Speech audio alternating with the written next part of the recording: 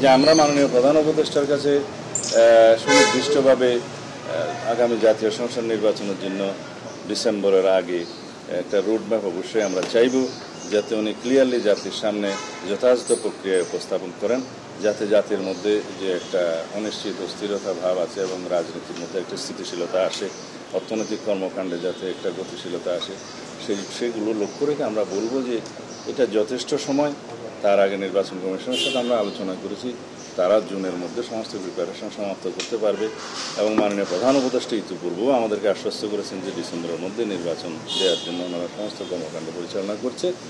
যেহেতু বিভিন্ন বিষয়ে বিভিন্ন পক্ষের বক্তব্যে একটা ধোঁয়াশা সৃষ্টি হয়েছে, সেটা পরিষ্কার করার জন্য আমরা ওনার কাছে আহ্বান জানাবো। না, আমরা সাক্ষাতের জন্য সময় চেয়েছি।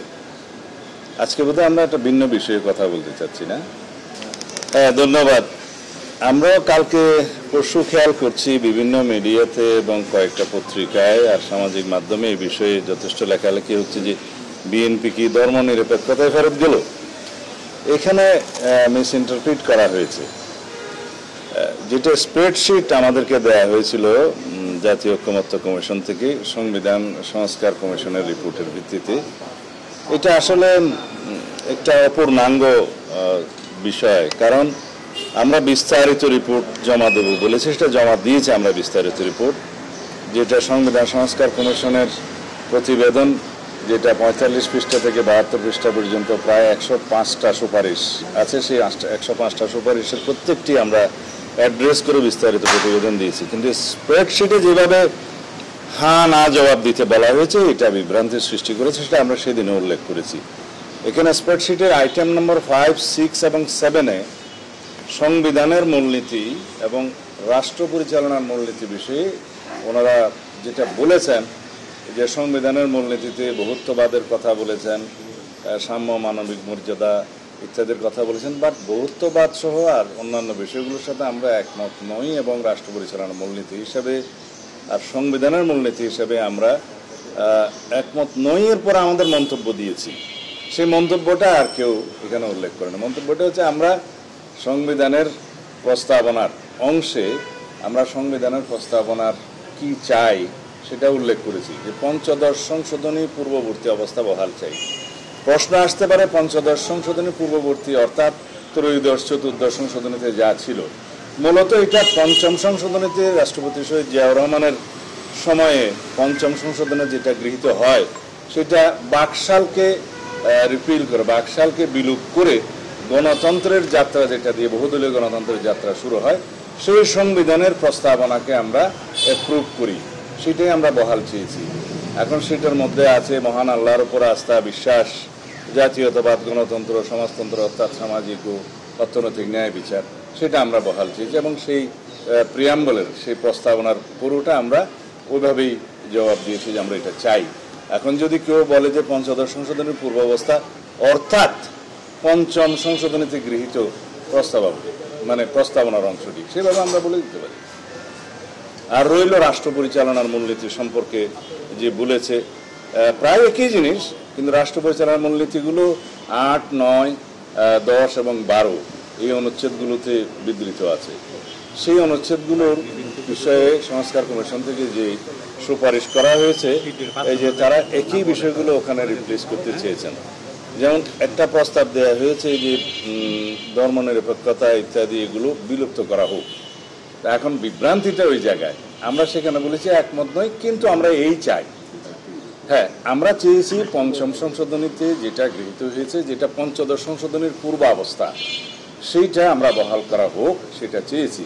কিন্তু সবাই মনে করছে যে ধর্মনিরপেক্ষতা বাতিলের কথা বলছে, আপনারা সেটা একমত নন কেন? বিষয়টা তা নয়।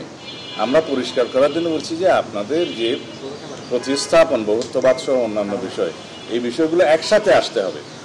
5, 6, 7 যদি একসাথে আপনারা রিড করেন, তাহলে সেই বিষয়গুলোতে আমরা কেন একমত নয় এবং আমরা কেন বিকল্প প্রস্তাব হিসেবে আমাদের প্রস্তাবনা, যেগুলো আমাদের পূর্বে প্রস্তাব ছিল সংস্কার কমিশনের কাছে, সেটা আমরা বলেছি আবার, যে আমরা আগেও প্রস্তাব আকারে দিয়েছিলাম আপনাদের কাছে। এখনও এর জবাব আমরা বলতে চাই যে আমরা রাষ্ট্র পরিচালনার মূলনীতির অংশটি পঞ্চম সংশোধনী অর্থাৎ পঞ্চদশ সংশোধনীর পূর্বের অবস্থাকে বহাল চাই, অর্থাৎ জাতীয়তাবাদ, গণতন্ত্র সমাজতন্ত্র অর্থাৎ অর্থনৈতিক ও সামাজিক ন্যায় বিচার, মহান আল্লাহর উপরে আস্থা ও বিশ্বাস, এই বিষয়গুলো রাষ্ট্র পরিচালনার মূলনীতি হিসেবে গণ্য হবে, যেটা পঞ্চম সংশোধনীতে গৃহীত হয়েছিল বাকশালের বিলুপ্তির পরে। তো এটা আমরা আজকে পরিষ্কার করে আপনাদের কাছে বললাম। আশা করি এই বিষয়ে আর কোনো বিভ্রান্তি থাকবে না। রাষ্ট্রদণ্ড নিয়ে কোনো সুপারিশ তো বাতিলের আসেনি, সেটা সংস্কার কমিশন মেনে নিয়েছে। আমরা তার সাথে আগেই একমত, এ বিষয়ে কোনো মন্তব্য তাদের আসেনি। বিষয়টা তা নয়, সংবিধানের মূলনীতি এবং রাষ্ট্র পরিচালনার মূলনীতি বিষয়ে কথা বলছি, কিন্তু অন্যান্য বিষয়ে আমরা যে সমস্ত প্রস্তাবনা দিয়েছি তা কি 2001 থেকে 6 সালের সংবিধানের উপরে ব্যাপক সংশোধনী আনি নাই? আমরা উপরাষ্ট্রপতির প্রস্তাব করেছি, ডেপুটি প্রাইম মিনিস্টারের প্রচলন করেছি, উভয় কক্ষে ডেপুটি স্পিকারের বিরোধী দল থেকে নিয়ে আসার প্রস্তাব করেছি, আমরা দ্বিকক্ষ বিশিষ্ট পার্লামেন্টের প্রস্তাব করেছি, আমরা প্রধানমন্ত্রীর ক্ষমতা ভারসাম্যের প্রস্তাব করেছি, নতুন করে রাষ্ট্রপতির হাতে কিছু ক্ষমতা দেওয়ার প্রস্তাব করেছি, আমরা 50 আসন থেকে মহিলা আসন 100 উন্নীত করার প্রস্তাব করেছি। ইত্যকার অনেক রকমের আমরা প্রস্তাব করেছি, যেটা গণতান্ত্রিক সংস্কারের মাধ্যমে রাষ্ট্রে 3টি অঙ্গের মধ্যে একটি ভারসাম্যমূলক ব্যবস্থা প্রতিষ্ঠিত হবে। এটা বলা হয় অনেকগুলো মামলা দিয়ে, যেমন জাস্টিস খায়রুল হক সাহেব যে 5th অ্যামেন্ডমেন্ট বাতিল করেছেন, সেই 5th অ্যামেন্ডমেন্টের বিষয়টা হচ্ছে যে সুপ্রিম কোর্টের কোনো প্রেসিডেন্টের মাধ্যমে নতুন ল ক্রিয়েট করা যায়, cannot abrogate the existing provisions লেজিসলেশনস, সেটা যতক্ষণ পর্যন্ত পার্লামেন্টে আবার গৃহীত না হবে। যেমন ত্রয়োদশ সংশোধনী বাতিলের রায়, যেটা জাস্টিস খায়রুল হক সাহেব দিয়েছিলেন, যেটা এখন চ্যালেঞ্জটা এখনো রিভিউতে আছে, সেইটা ভার্ডিক্ট পাস হওয়ার আগেই এটা গত ফ্যাসিস্ট সরকার 2011 সালের সম্ভবত জুনে এটা পঞ্চদশ সংশোধনী তারা পাশ করে, সেটাকে আমরা বলি যে এটা আনকনস্টিটিউশনাল। আমরা অনেক এই বিষয়ে বক্তব্য রেখেছি, সেটা কোর্টে অলরেডি কিছু অংশ বাতিল হয়েছে, কিছু অংশ পুনর্বহাল করেছে এবং বাকিটা নির্বাচিত পার্লামেন্টের বিবেচনার জন্য ছেড়ে দিয়েছে। তো তার মানে কি, বাকিটা পার্লামেন্টে বিবেচিত হবে। এখন যারা মূল সিনেমা হলের মামলার মধ্য দিয়ে কিছু সংবিধান বাতিল করে দেয়, যারা অপূর্ণাঙ্গ জাজমেন্টের ভিত্তিতে সংবিধানের পরিবর্তন করে একটা একনায়কতান্ত্রিক সিস্টেম করে, এগুলো অনেক কিছু আওয়ামী লীগের সময় হয়েছে। যাতে এগুলো না হতে পারে সেজন্য আমরা রাষ্ট্রের 3টা অঙ্গের মধ্যে পরিপূর্ণ একটা ভারসাম্যমূলক অবস্থা, যেটা সেপারেশন অফ পাওয়ার থিওরির মূল কথা, যে there must be harmonious cooperation in between all organs of the state, যেটা আছে সেটা যদি বহাল হয় তাহলে রাষ্ট্রে একটি ভারসাম্যমূলক রাষ্ট্র ব্যবস্থা সৃষ্টি হবে। এটা ছিল আমাদের মূল কথা এবং সেই লক্ষ্যে আমরা বহু প্রস্তাব দিয়েছি। আপনাদের কাছে নিশ্চয়ই সেই প্রস্তাবের কপিগুলো ইতিমধ্যে আছে, যেটা সংস্কার কমিশনে দিয়েছি। যদি এরপরও আপনারা চান আমরা এখান থেকে দিতে পারি।